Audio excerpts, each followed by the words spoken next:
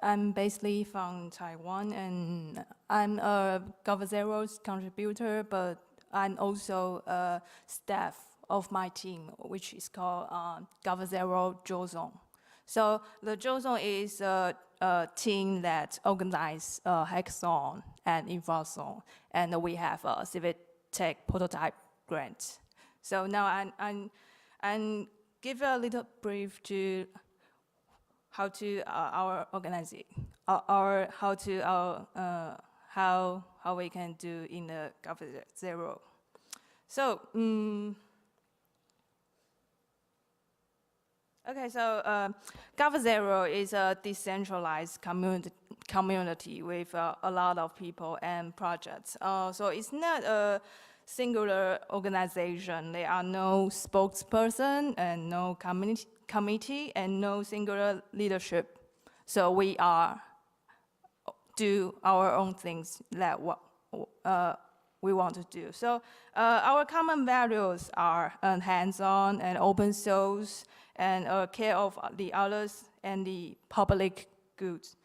A favorite saying among many contributors is, do not ask why nobody do this, and you are nobody. So we do the things by ourselves. So yeah. So okay, so GovZero was started in 2012 and by a group of friends, and they say they were angry at the government advertisement because the advertisement telling them not to question government's new economic plans. So they made the first project of GovZero is a central government project visualization tool. And then they won 50,000 new Taiwanese dollars from the corporate hacking event. And they decided to use the money to buy food and host the first hackathon. So that's how GovZero started that. And since then, many projects are born out of big and small GovZero hackathons, and people coding on their own afterward while chatting on IRC and Slack. The community has since grown from a group of friends to network of contributors, both online and offline. And out of many projects that identified themselves as part of GovZero. And one major thing in GovZero is using information technology to make government more open and accountable. So let's go talk about GovZero Zhozong, the team I am part of. As I mentioned, the GovZero hackathon was started by a group of friends. So this is our team, GovZero Zhozong. So when the group is established, and you can see CL Gao and IPA took over most of things of hosting a hackathon. Since there were more and more people joining after 2014, the year led Sunflower movement. So they decided to establish the Zhozong group to organize the GovZero hackathon in 2015. And then we have infothon and civic tech prototype grant in 2016. So GovZero hackathon is very intensive event. We host a hackathon every 2 months and provide a lot of pizza and fried chicken, and 100 people join us for hacking each time. And now we are going to have our 30-second hackathon. Yeah. So for a better hacking experience, we need to improve our website, a server, a sign-up system, chatbot, or anything in our community. So we have infothon to grow up these things. So it's a small hackathon that focus our infrastructure. And as you can see on the slides, we have a platform service to hold lots of GovZero's projects, including website and database. And we have, you can see the hack folder, the left side. And to put all the documents or everything together, it could be used for emergency situation, like earthquake or typhoons, when you need to know huge information. But it's too difficult to build up a website immediately. So you can put just put a link or some text on the Google slidesheet, and it becomes a hack folder, as you can see. Yeah. So, or if you want to occupy somewhere, you need to know where you could join. So you can put a lot of information on it. And now, as a member of GovZero Zhousong, I put much effort on civic tech prototype program. And I don't know how you see GovZero, but what is GovZero in Taiwan?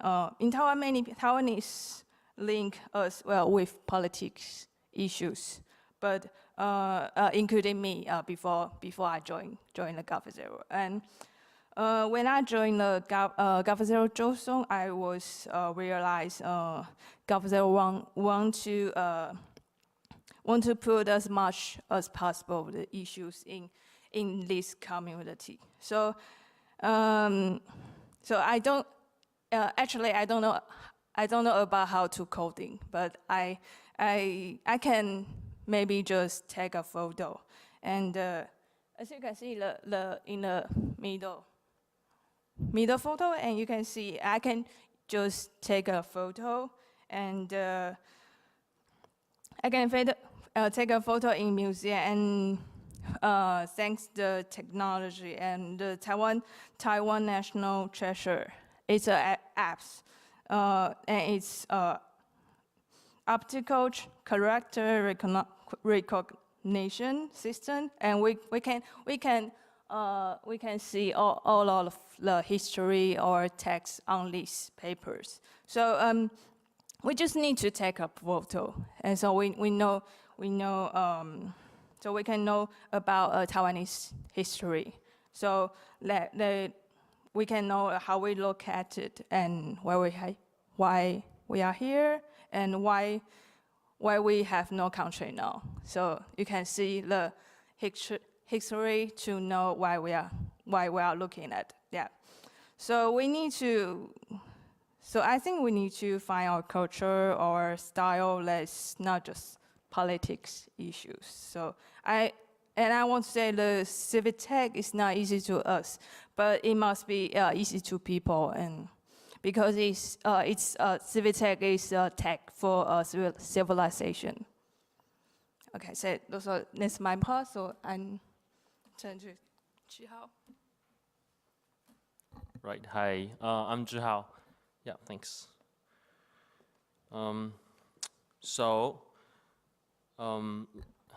Like Bess said, that in GovZero there are no representatives. So as part of the nobody, so representation is what what I'm talking today. Because we're at an art award and representation is very important, as what I'm doing right now. So part of the, oh great, I didn't know that. Awesome. So because of our model of decentralized collaboration, no one represents us. This sort of policy, this rough consensus was built when during the 2014 March 18 uprising in Taiwan, so-called Sunflower Movement, when a lot of GovZero contributor with experiences from previous social movements, they ran power line and internet cables and the Wi-Fi station at sites of protest, so that everyone can stay connected, so that events inside the occupied area and outside could be live streamed. So because the movement was such a big event in Taiwanese politics and throughout social sort of media, everyone got to know that there's this secret weird group that's called Gov0, right, with a really weird name. And you know us as Gov0, G0V, but in Mandarin, in Taiwanese Mandarin, it literally means government at 0 hour. So it's like resetting government a little bit. And it sounds, in Taiwanese, sounds like temporary government. So our mainstream media started to report that the student movement are starting this temporary government to replace our government. So fake news, right? But that was when a lot of us got to know what Gov0 was, and a lot of us starting to ask, like, hey, are you in Gov0? Hey, what is Gov0? So that's when the issue of representation first started for those who identified as Gov0 contributors. So a lot of us started to ask these questions like, should we adopt a unified title among all of us? Should we call ourselves contributors, participant, members, or any of those titles? And we started to invent our own words as well. And we started asking, like, should we go on television to talk about what Gov0 is? And how do we talk about what Gov0 is when there's nobody who can represent all of us? So that's a really crazy discussion and like really abstract. And all of these are happening, you know, on the streets when people are protesting, and also on Hackpad, which is a shared document platform service that's sort of like Google Doc, but none of the documents has owners. So, so fast forward. Can we fast forward? Yeah, I guess so. In 2015, so now in the art sort of area, in 2015, Gov0 was first, to my knowledge, first invited to an art exhibition in Taipei called Taipei Digital Art Festival in 2015.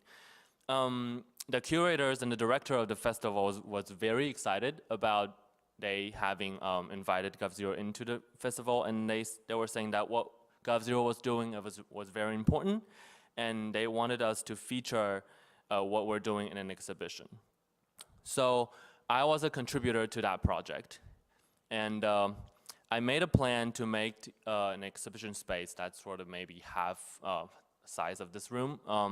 So the exhibition space will be an open space. And an open space, the plan was to make half the space event space. So we had hackathons. So maybe if we, yeah, totally. So hackathons, discussion groups, social experiments, like this one is a free market inside the art exhibition. So people are coming and going. We had event schedules in the open space. And the other half of the the exhibition space was a physical representation of all the people and the projects. So this is probably a better picture to see.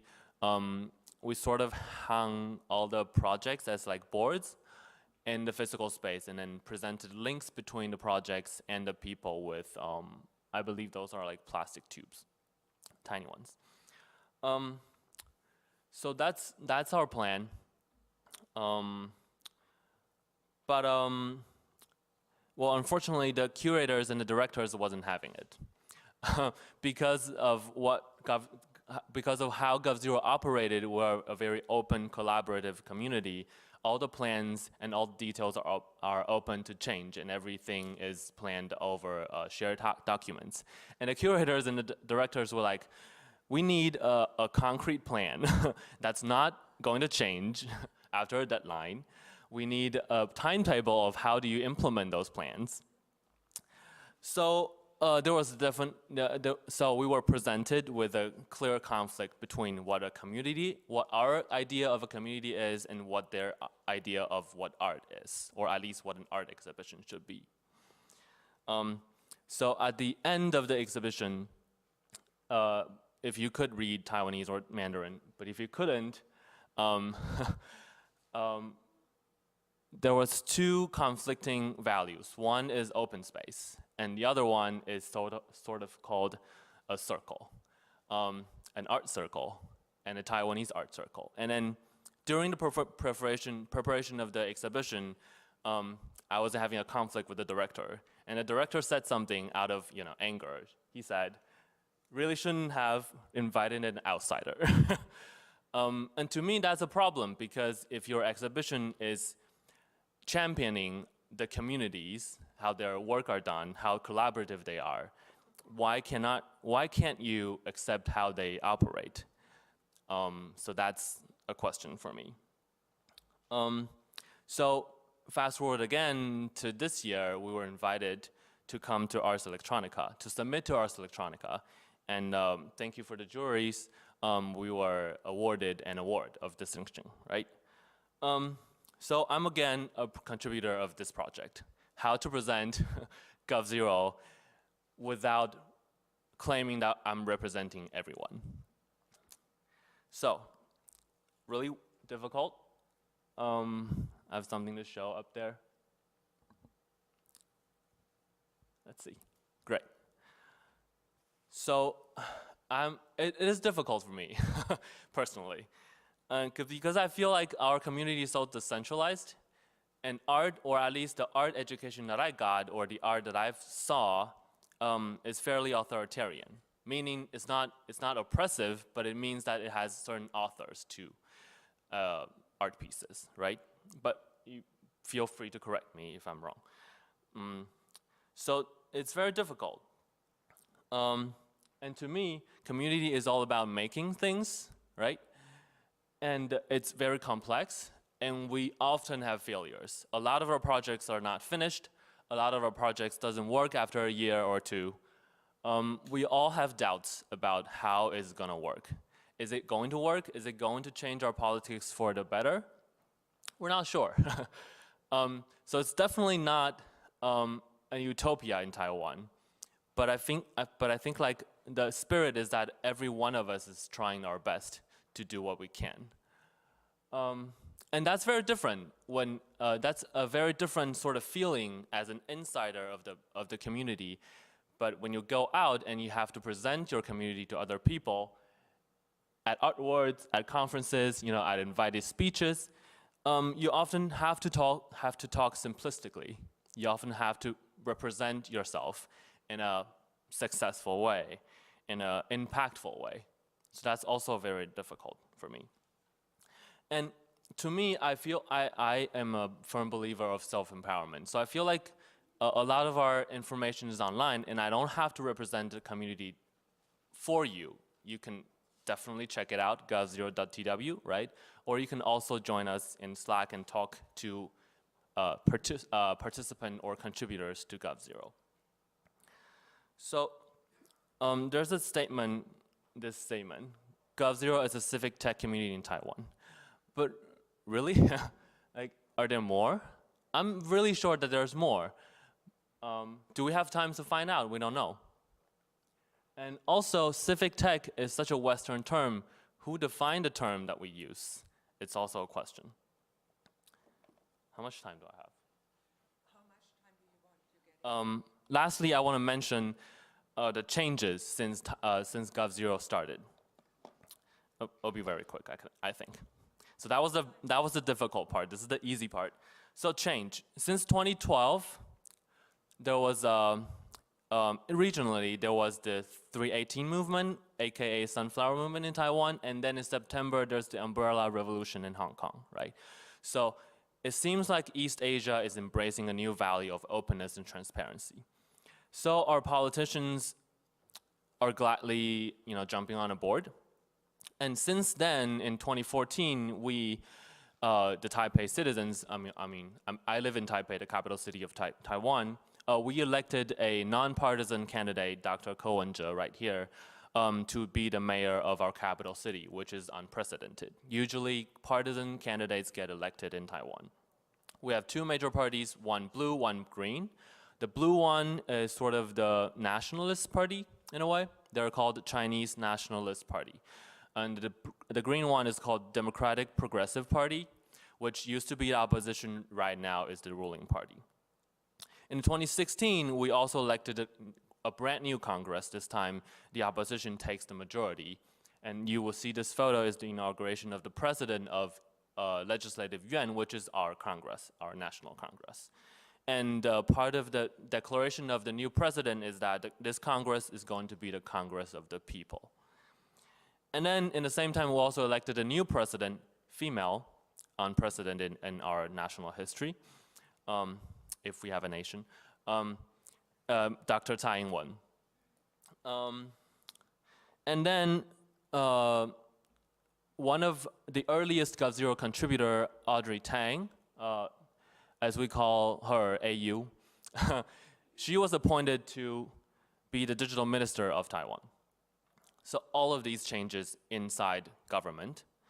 And also we have, in the civil society, we have the establishment and the growth of Open Culture Foundation, which was founded in 2014.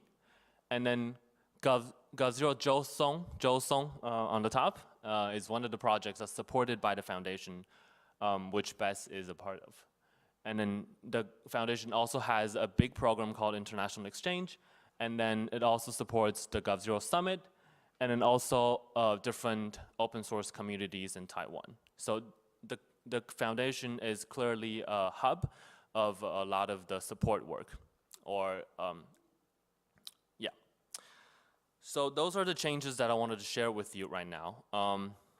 And then at the very end, this is sort of like a draft that me and Bess were doing, 2 days before this talk, and we're thinking about like how does the community look like right now, and it's complicated. But don't write a blog post and say this is what GovZero is. Please don't do that. This is a draft, okay? And then there's a warning in it that says this is not to scale, and this is a personal observation. All right. So I'd like to lastly come back to this statement. To me, this is not as simple as a civic tech community that we use technology to make government more open and transparent.